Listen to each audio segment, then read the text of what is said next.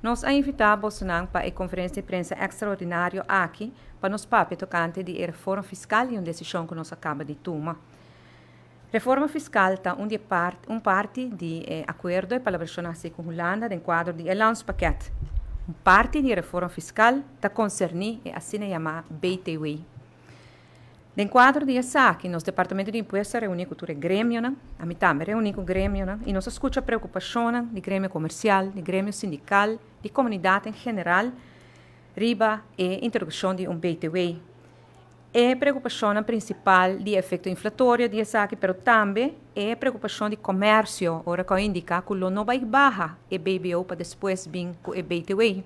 E tudo SAC lo causa um efeito inflatório aún mais alto. Nós fazemos calculações de efeito inflatório de ideia de BTW e em vista da guerra na Ucrânia e seu efeito aqui na Aruba, nós chegamos à conclusão que SAC não é momento que é prudente para introduzir o BTW no momento aqui para 1 de janeiro de 2023. Depois de consultar com, naturalmente, os ministros de finanças, seu equipe de finanças, por certo, o ministro de finanças está com vacação, e pensei não aqui na AUE. Depois de consultar com a equipe de finanças também, nós tomamos a decisão, pois, que não está seguindo com o plano de BTW de 6 para 4%. Sin embargo, a necessidade financeira sim está queda, se não está quita, e pensei, nós está contemplando para, no lugar de BTW de 6 para 4%, introduzir aumento de BBO de, por exemplo, 1 para 1,5%.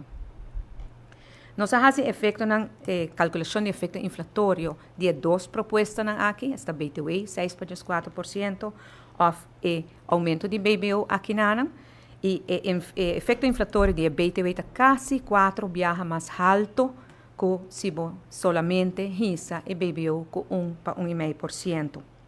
Banda de 6, claro, para a compensação de aumento aqui de BBO, nós estamos contemplando também para baixar, por exemplo, para bingo compensação. Por exemplo, para baixar a belasting ng riba entrada, riba salário, para pensionado, para assina, não portem mais placa de namang e por atender que o gasto não está aumentar.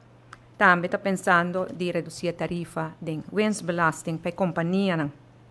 Pois, dada a situação para a mundial e efeito, especialmente da guerra da Ucrânia, nós está de opinião que não está prudente para agora bem que BTW de 6 para 4%, mas no seu lugar bem com aumento de BTW de 1 para 1,5%, que o efeito está menos inflatório.